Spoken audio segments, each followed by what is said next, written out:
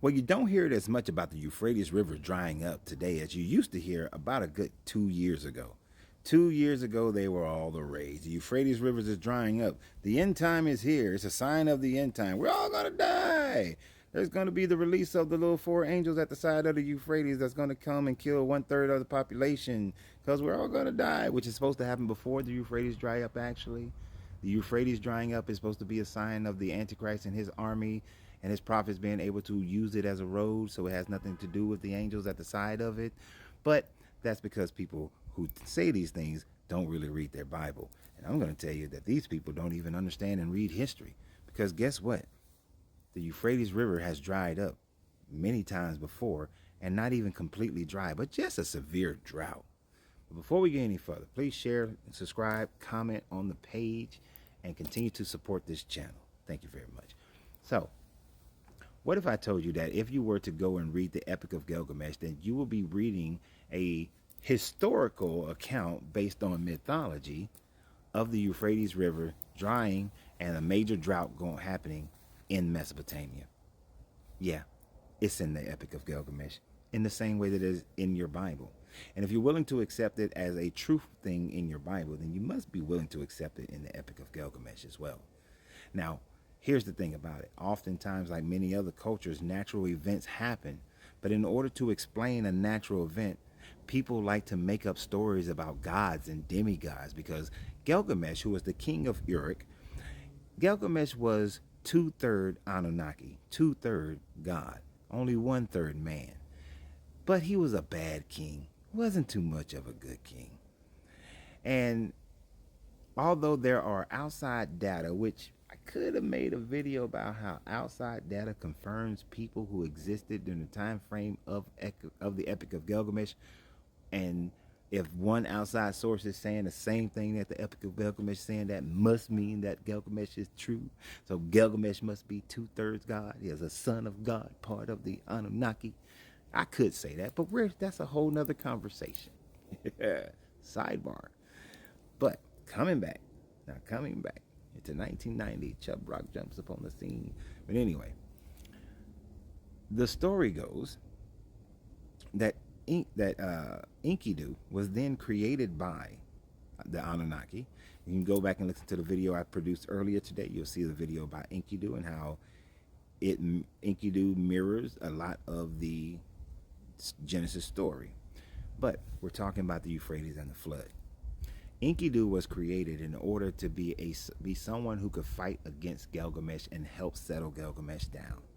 Well, they did wind up fighting, but they fought to a standstill, kind of like in the story with Jacob and fighting God, and then they become friends and bless each other. So they fight to a standstill. Well, after they fight to a standstill, they become friends, and they decide that they're going to do things together, go off on adventures together.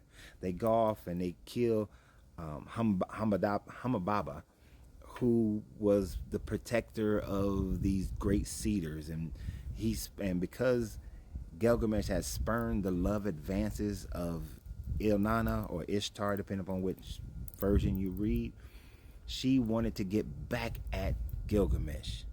So she cried out to her father Anu that if he needs to lend her the bull of heaven, and so that she can kill Gilgamesh and Enkidu. Well, mainly she just wanted to kill Gilgamesh. But Anu was like, nah, that'll bring too many problems because then a famine will happen in Mesopotamia, and I don't want a famine to happen.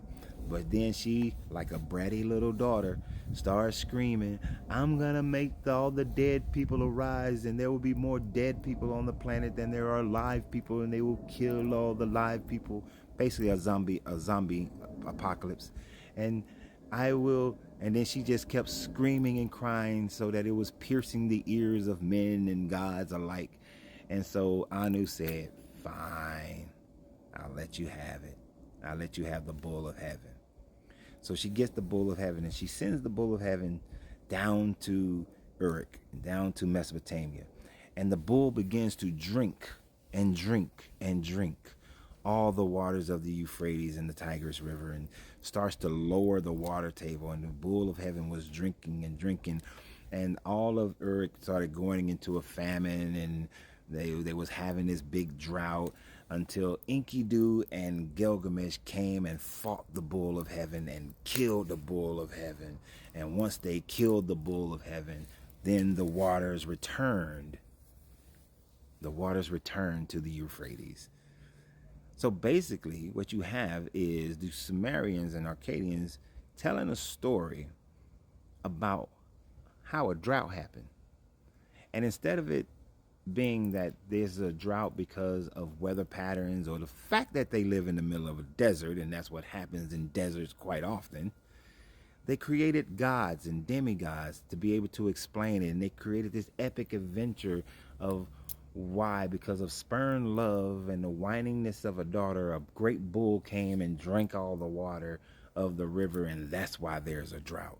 So we must be good to the god Anu and make sure we serve him, and good and pleasing to Ishtar. So the ladies go to Ishtar for her fertility and be of good nature, and we will worship Shamash, the sun god, and please him, and we are going to make sure Anu gets his due, because Anu didn't want to go through a 7-year drought because he's a good god, but his daughter, we have to please the daughter so the father can be pleased.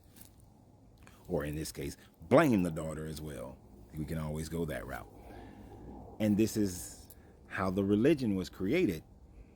The religions are created based on the fact of a natural event happens, and then people create religions. So this whole idea of, oh, the Euphrates is drying up today, it's dried up before. It's went through droughts before. And just like religious connotations were put on when it dried up in around about 31 BCE, so are people putting religious connotations on a naturally occurring event. There are no angels at the side of the Euphrates that's going to kill a 1/3 of the population. They should have already done it before it dries up. And the drying up of the river happens after the Antichrist comes, and the Antichrist then utilizes the Euphrates, the dried up Euphrates River, as a road.